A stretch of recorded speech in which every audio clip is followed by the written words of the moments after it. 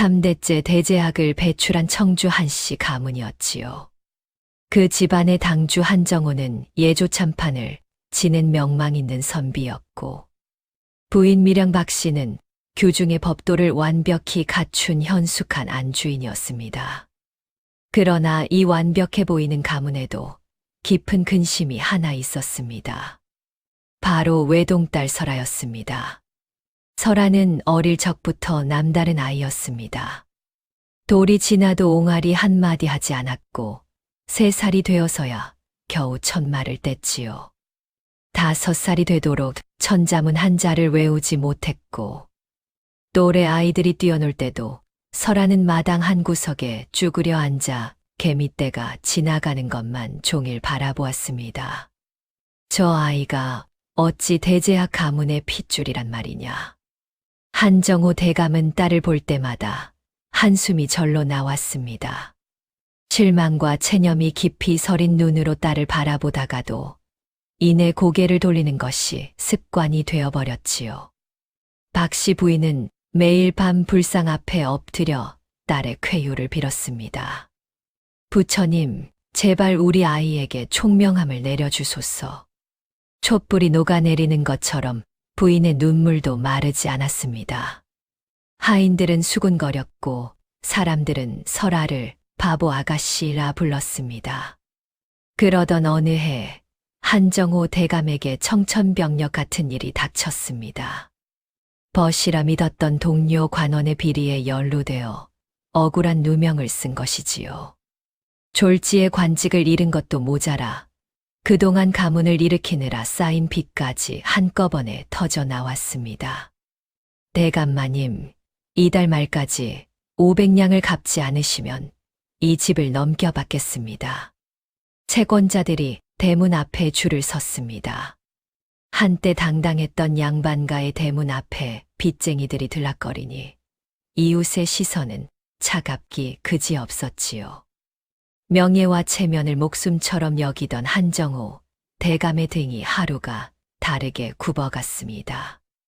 한정호 대감은 사랑채에 틀어박혀 술만 마셨습니다. 핏발선 눈에는 절망만이 서려 있었지요. 박씨 부인은 폐물을 팔고 비단을 팔고 심지어 혼수로 가져온 농까지 팔았지만 500냥에는 턱없이 모자랐습니다. 서방님, 제가 친정에 가서 부탁을 해보겠습니다. 그만두시오. 당신 친정도 이미 우리 형편을 알고 등을 돌렸소. 부부는 서로를 바라보며 말없이 눈물만 흘렸습니다. 그날 밤이었습니다. 설아는 부모님의 방 앞을 지나다 문틈으로 새어나오는 울음소리를 들었습니다. 설아는 발걸음을 멈추고 한참을 서 있었지요. 달빛이 설아의 얼굴을 비추자 평소 멍하던 눈빛이 미묘하게 변했습니다. 마치 잠들어 있던 무언가가 깨어나는 것처럼 그 눈 속에서 알 수 없는 빛이 일렁였습니다. 다음 날 아침 설아는 어머니를 불렀습니다. 박씨 부인은 부은 눈을 비비며 딸을 바라보았지요. 왜 그러느냐? 설아는 천천히 그러나 또렷하게 말했습니다. 저에게 10냥만 주시면 안 될까요? 박씨 부인의 눈이 휘둥그레졌습니다. 설아가 돈이라는 개념을 알기나 하는 것인지 의아했지요. 10냥을 어디에 쓰려고? 설아는 대답 대신 어머니의 손을 꼭 잡았습니다. 그 손에서 느껴지는 힘이 의외로 단단했습니다. 어머니, 저를 믿어주세요. 박씨 부인은 딸의 눈을 들여다보았습니다.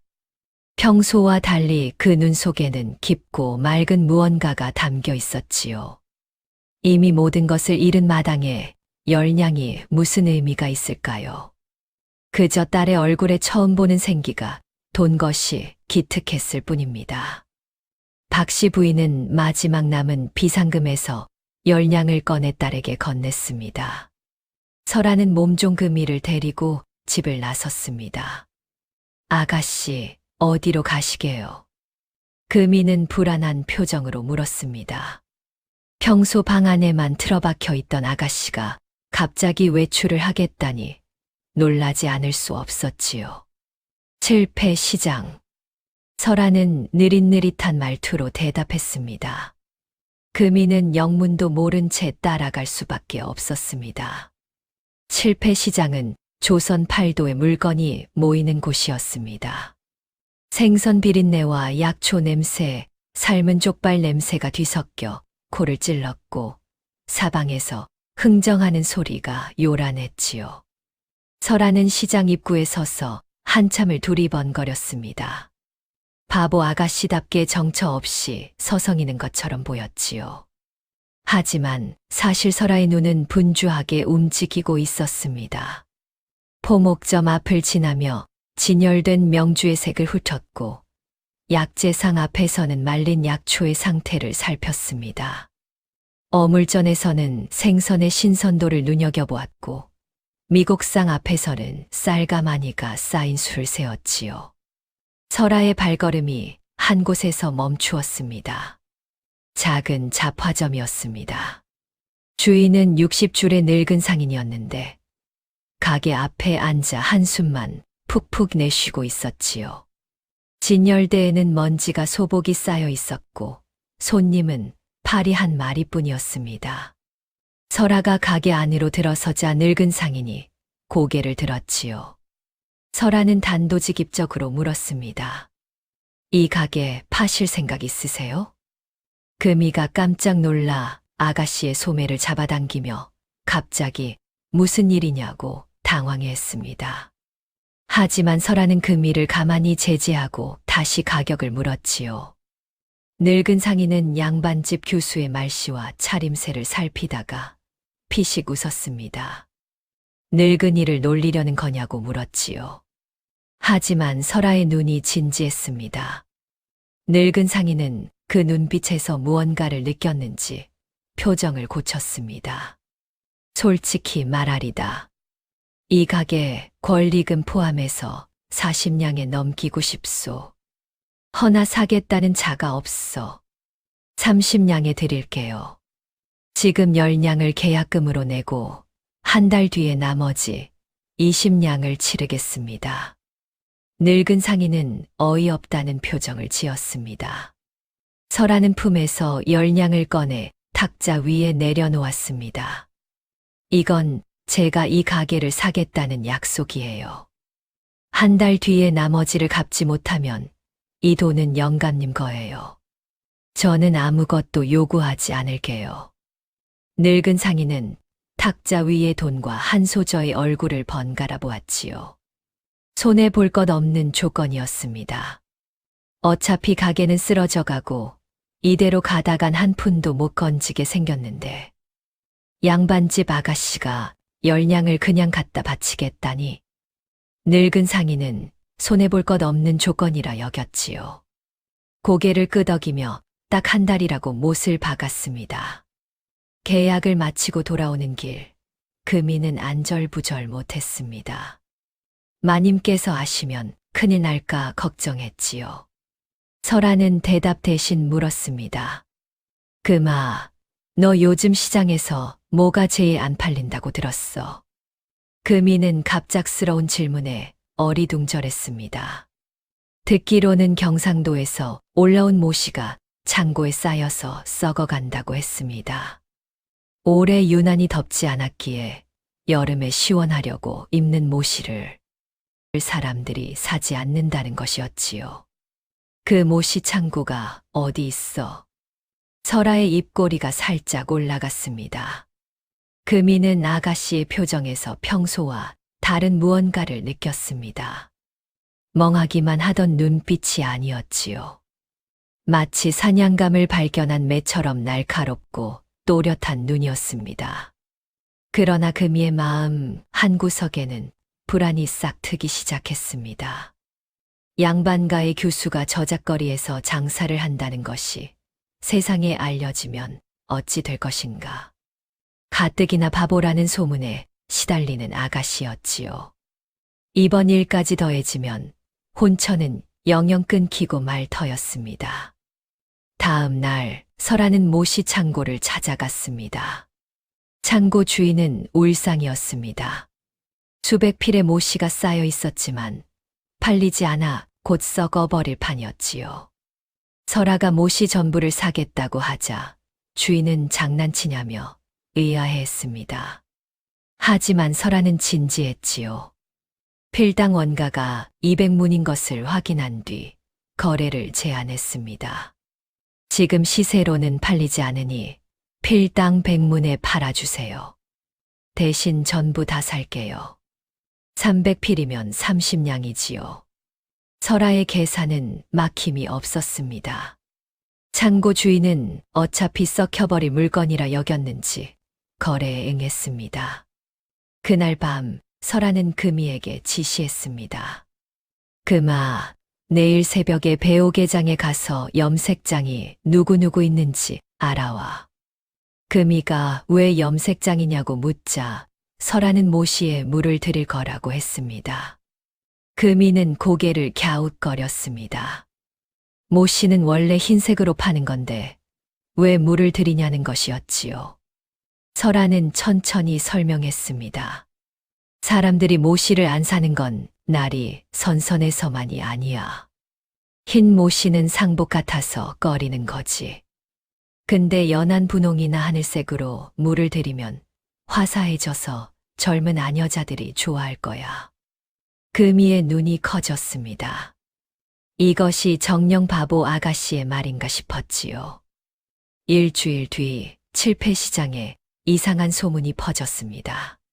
저기 새로 생긴 가게 봤어. 분홍색 모씨를 판대. 분홍색. 모씨가 분홍색이야? 설아가 인수한 잡화점은 채색 모씨 전문점으로 변해 있었습니다. 연분홍, 하늘색, 연두색, 살구색. 곱게 물든 모씨가 햇살 아래 찬란하게 빛났지요. 대박이 터졌습니다. 첫날에만 50필이 팔렸지요. 설아는 가게 구석에 앉아 말없이 장부를 들여다보고 있었습니다. 오늘 매출 50필, 필당 300문이면 총 15냥. 염색 비용 5냥을 제하면 순이익 10냥. 숫자는 거짓말을 하지 않았습니다. 숫자는 복잡한 눈치나 빙빙 돌려 말하는 법 없이 정직하게 설아에게 말을 걸어왔지요. 보름이 지나자 채색 모씨의 인기는 한양을 넘어 팔도로 퍼져나갔습니다. 그 소문을 듣고 찾아온 사내가 있었습니다. 역관 집안의 아들 서준혁이었지요. 25 나이에 이미 청나라를 3번이나 다녀온 장사의 밝은 청년이었습니다. 소저 청나라 비단을 들여오는데 유통을 맡아주실 의향이 있으신지요? 설아는 청년의 얼굴을 보지 않고 장부만 들여다보며 말했습니다. 필당 수입가가 얼마예요? 바로 본론으로 드시는군요. 필당 500문이요. 마진이 300문은 남아야 거래할 수 있어요. 준혁은 웃음을 터뜨렸습니다. 돌려 말하지 않고 숫자로 직접 소통하는 설아가 신선했지요. 거래 이야기를 마친 준혁이 떠나려다 문득 발걸음을 멈추었습니다.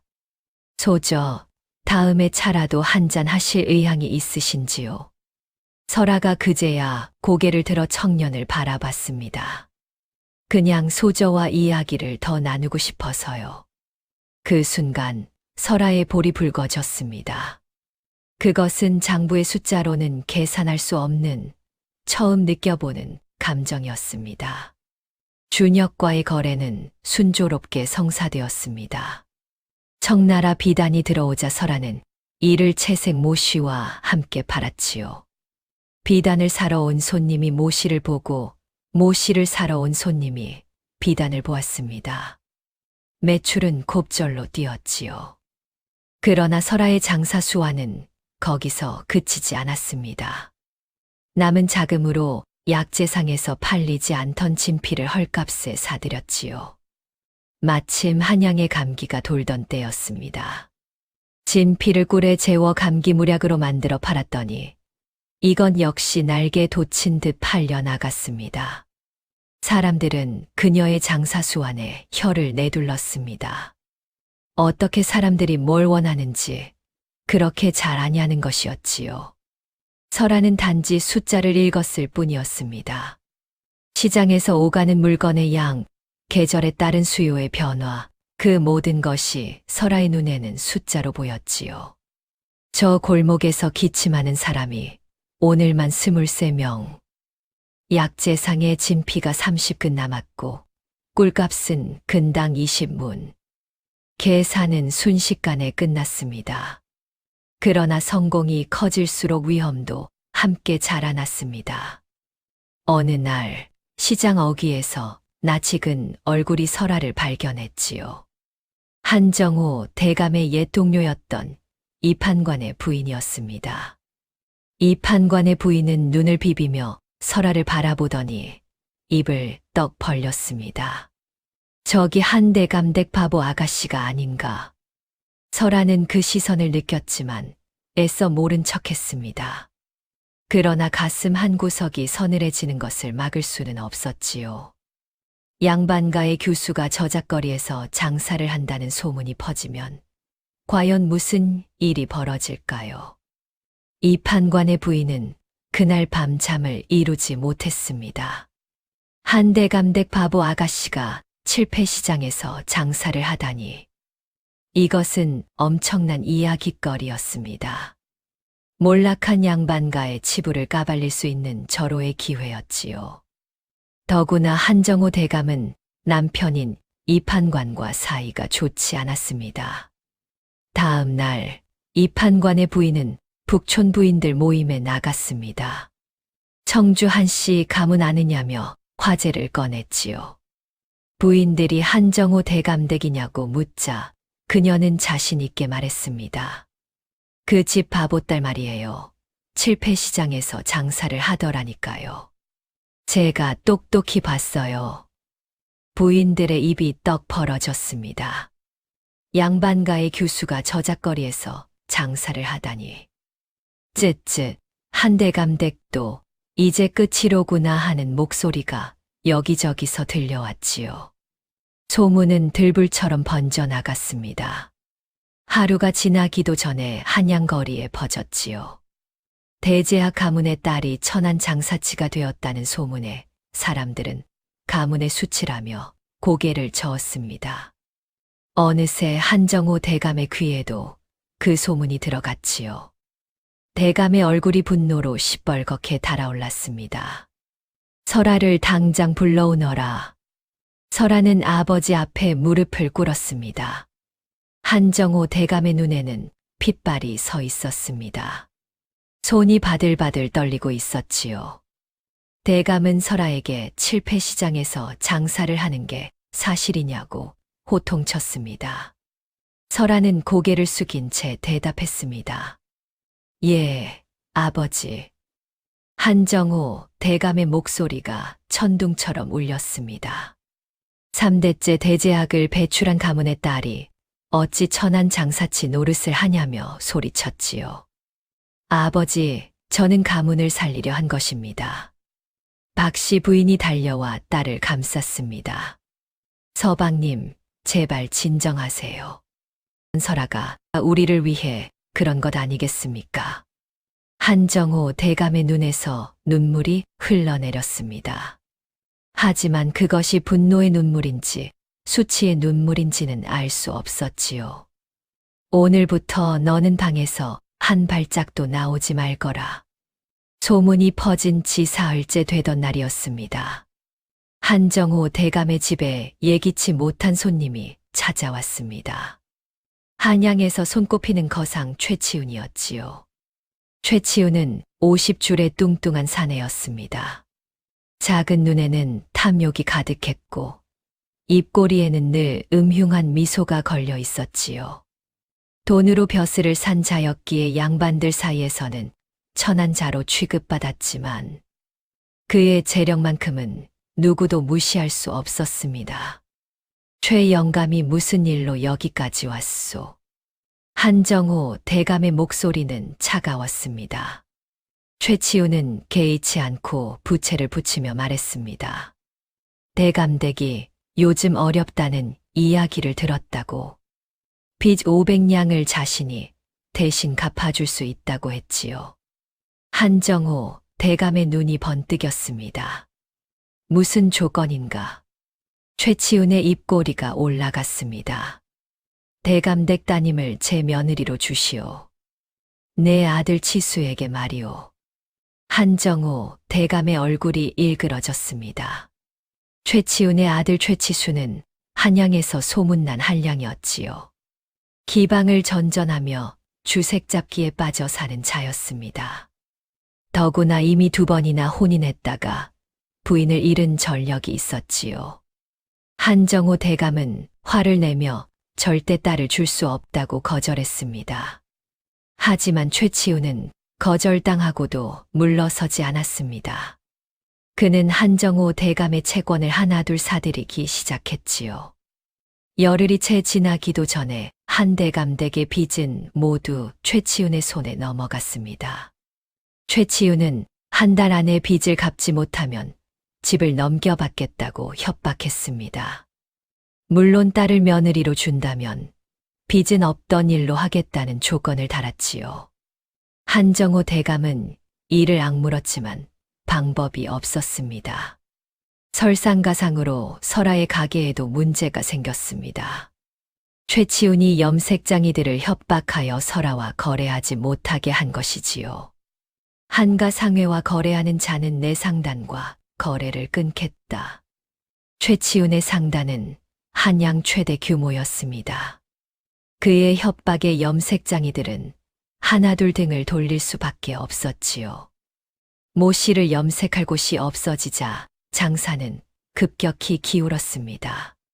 손님들은 줄었고 재고는 쌓여갔지요. 금이가 울먹이며 말했습니다. 아가씨, 이제 어쩌지요? 염색장이들이 다 등을 돌렸어요. 설아는 말없이 장부를 들여다보았습니다. 숫자는 냉정했지요. 이대로 가면 보름 안에 파산이었습니다. 그때 가게 문이 벌컥 열렸습니다. 최치훈의 하인들이 들이닥쳤지요. 한가 상회는 오늘부로 폐점이라며 소리쳤습니다. 하인들이 진열대를 뒤엎기 시작했습니다. 곱게 물든 모씨가 땅바닥에 나뒹굴었지요. 설아는 그 광경을 말없이 지켜보았습니다. 주먹이 부들부들 떨렸지만 눈물은 흘리지 않았습니다. 그날 밤 최치훈이 직접 한 대감 집을 찾아왔습니다. 대감, 아직도 결정을 못 하셨소. 한정호 대감은 사랑채에 앉아 술만 마시고 있었습니다. 이미 며칠째 제대로 먹지도 자지도 못한 얼굴이었지요. 내 딸은 줄 수 없네. 허허, 대감도 참 고집이 세시오. 최치훈이 품에서 문서를 꺼냈습니다. 이건 채권 문서요. 내일까지 갚지 못하면 이 집은 내 것이 되오. 대감 내외부는 길거리로 쫓겨나게 되겠지. 한정호 대감의 손이 떨렸습니다. 그리고 따님은 어차피 장사치로 소문이 났으니 다른 양반가에서는 받아주지 않을 거요. 내 아들에게 시집 오면 적어도 굶지는 않을 텐데. 최치훈은 비열하게 웃었습니다. 내일 해가 지기 전까지 대답을 주시오. 최치훈이 떠난 후 한정호 대감은 한참을 멍하니 앉아 있었습니다. 그의 눈앞에 2가지 길이 놓여 있었지요. 딸을 희생시키고 가문을 지킬 것인가, 아니면 모든 것을 잃을 것인가. 다음 날 새벽이었습니다. 설아는 방문이 열리는 소리에 눈을 떴습니다. 아버지 한정호 대감이 문 앞에 서 있었지요. 한정호 대감의 얼굴은 헬쑥하게 말라 있었습니다. 며칠 사이에 10년은 늙어 보였지요. 한정호 대감이 무릎을 꿇었습니다. 설아는 놀라 일어나려 했지만 대감이 손을 들어 제지했습니다. 대감의 목소리가 떨렸습니다. 이 아비가 평생 명예만 좇으며 살았다. 대제학 가문의 후손이라는 자부심, 예조참판을 지낸 채면 그것만이 전부인 줄 알았다. 눈물이 대감의 볼을 타고 흘러내렸습니다. 그러나 돌아보니 이 아비는 제 자식 하나 제대로 보지 못한 어리석은 자였구나. 내가 바보라 여겼지만 진짜 바보는 이 아비였다. 설아의 눈에도 눈물이 맺혔습니다. 대감은 최치훈이 설아를 며느리로 달라 했지만 그 제안을 거절했다고 말했습니다. 설아의 얼굴이 창백해졌습니다. 최치훈의 아들이 어떤 자인지 모르지 않았지요. 기방에서 기생을 때려 죽였다는 소문도 들었습니다. 대감이 설아의 손을 꼭 잡았습니다. 내가 비록 장사를 했으나 그것이 무슨 죄란 말이냐. 가문을 살리려 한 것이 어찌 수치가 되겠느냐. 이 아비가 잘못 생각했다. 오늘 해가 지면 우리는 이 집에서 쫓겨날 것이다. 하나 걱정 마라. 가진 것 없이 빈손으로 나가더라도 우리 셋이 함께라면 살 길이 있을 게다. 설아는 아버지를 끌어안았습니다. 평생 차갑기만 하던 아버지였습니다. 설아의 눈을 제대로 바라본 적도 손을 잡아준 적도 없는 아버지였지요. 그런 아버지가 처음으로 딸을 위해 모든 것을 버리겠다 했습니다. 설아는 아버지에게 고맙다고 말했습니다. 두 사람은 한참을 끌어안고 울었습니다. 바로 그때 밖에서 금이의 다급한 목소리가 들려왔습니다. 큰일 났다며 숨을 헐떡이는 금이가 뛰어들어왔지요. 한정호 대감이 무슨 일이냐고 물었습니다. 금이가 믿을 수 없다는 표정으로 말했습니다. 사람들이 몰려왔어요. 수십 명이요. 돈보따리를 들고서. 설아와 한정호 대감은 서로를 바라보았습니다.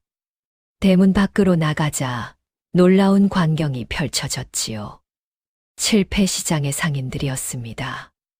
모시를 사갔던 아녀자들, 감기 무약을 샀던 아낙네들, 설아에게 물건을 팔았던 약재상과 포목점 주인들.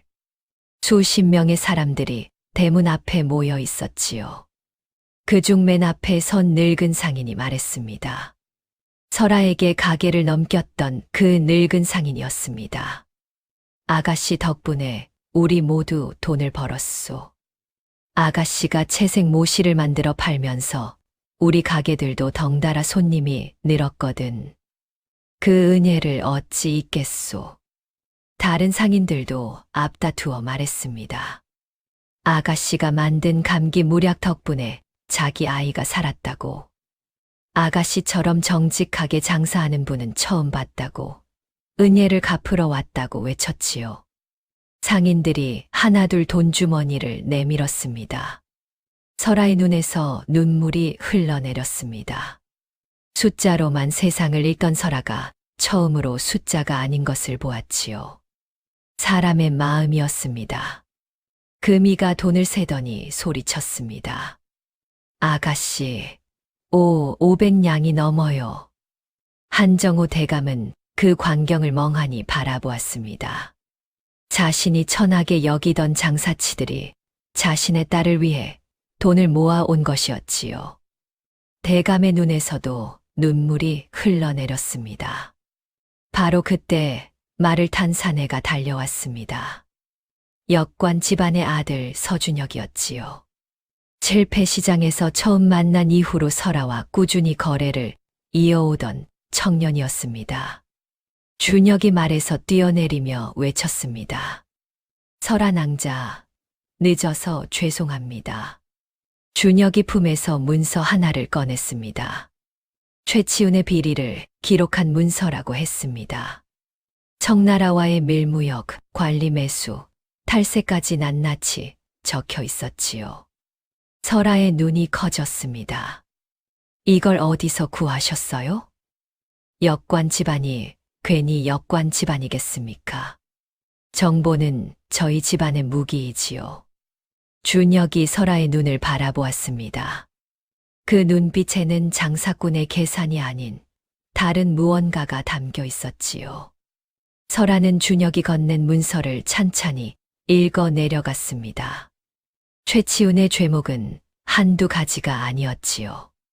청나라 상인과 결탁하여 금지된 물품을 밀수입한 것, 관리들에게 뇌물을 바쳐 세금을 빼돌린 것, 심지어 경쟁 상인을 협박하여 재산을 빼앗은 것까지. 설아의 눈이 빛났습니다. 숫자를 읽듯 상황을 읽어 내려갔지요. 하지만 이 문서를 포도청에 바로 고발하면 안 된다고 했습니다. 최치훈이 뇌물을 바친 관리 중에 포도청 관원도 있으니 오히려 묻힐 수 있다는 것이었지요. 설아는 임금께 직접 상소를 올려야 한다고 말했습니다. 그러고는 아버지를 바라보았습니다. 아버지께서는 예조 참판을 지내셨으니 옛 동료 중에 지금 승정원에 계신 분이 있지 않습니까? 한정호 대감의 눈이 번뜩였습니다. 김승지라면 혹시 가능할 수도 있다고 했지요. 설아의 계산은 정확했습니다. 준혁이 감탄하며 설아를 바라보았습니다. 정녕 보통 사람이 아니라고 생각했지요. 사흘 뒤 대궐에서 금부도사가 파견되었습니다. 최치훈의 저택이 포위되었지요. 금부도사가 영장을 들이밀며 최치훈을 밀무역, 뇌물공여, 탈세의 죄로 체포한다고 선언했습니다. 최치훈은 얼굴이 하얗게 질린 채 끌려가면서도 발버둥을 쳤습니다. 그의 아들 최치수 역시 기방에서 난동을 부리고 기생을 폭행한 죄로 함께 잡혀갔지요. 최치훈의 재산은 몰수되었고 그가 협박하여 빼앗은 상인들의 재산은 돌려보내졌습니다. 칠패시장에는 환호성이 터져 나왔습니다. 상인들은 서로 얼싸안고 기뻐했지요. 그 모든 것의 시작이 설아였음을 모두가 알고 있었습니다. 설아는 그 환호성을 들으며 작게 미소 지었습니다. 숫자는 여전히 설아의 언어였습니다. 그러나 이제 설아는 알았지요. 숫자 너머에는 사람이 있고 사람 너머에는 마음이 있다는 것을. 한 달 뒤 한대감 댁에는 경사가 났습니다. 준혁이 정식으로 혼담을 넣어온 것이지요. 한대감, 제 아들 준혁이가 따님을 흠모한 지 오래되었습니다. 두 사람의 혼사를 허락해 주십시오. 준혁의 아버지는 역관 집안의 당주로 비록 중인 신분이었으나 재력과 명망은 양반 못지않았습니다. 한정호 대감은 잠시 망설였습니다. 딸을 중인 집안에 보내는 것이 마음에 걸렸지요. 그러나 설아가 먼저 말했습니다. 아버지, 저는 서도령과 혼인하고 싶습니다. 설아의 목소리가 떨렸습니다. 서도령은 저를 바보라 여기지 않았어요. 제가 숫자로 말할 때 알아들었고, 제가 느리게 말해도 기다려 주었어요. 한정호 대감은 딸의 얼굴을 바라보았습니다. 더 이상 바보 아가씨의 얼굴이 아니었지요. 세상을 자기만의 방식으로 읽어내는 당당한 여인의 얼굴이었습니다. 그래, 알겠다. 내 뜻대로 하거라. 혼례는 봄에 치러졌습니다. 복사꽃이 흐드러지게 핀 날, 설아는 준혁의 손을 잡고 새로운 삶을 시작했지요. 세월이 흘러 설아는 조선 제1의 여상이 되었습니다. 준혁과 함께 청나라, 외국과 무역하며 팔도의 이름을 떨쳤지요. 사람들은 설아를 이렇게 불렀습니다. 숫자를 읽는 여인. 그리고 훗날 설아가 남긴 말이 후대에 전해졌습니다. 세상에 바보란 없으며 다만 서로 다른 언어를 쓸 뿐이라고. 누군가에게는 글이, 누군가에게는 그림이, 자신에게는 숫자가 세상과 소통하는 언어였다고 했지요. 중요한 것은 자신의 언어를 찾는 것이라고. 옛말에 대기만성이라는 말이 있습니다. 큰 그릇은 늦게 이루어진다는 뜻이지요. 세상의 잣대로 자신을 재지 마십시오. 당신만의 언어, 당신만의 재능은 반드시 있습니다. 그것을 찾는데 시간이 걸릴 뿐이지요. 끝까지 들어주셔서 감사합니다. 모두 행복한 하루 보내시고 오늘도 복 많이 받으세요. 오늘도 복 많이 받으세요. 오늘도 복 많이 받으세요. 오늘도 복 많이 받으세요. 오늘도 복 많이 받으세요. 오늘도 복 많이 받으세요.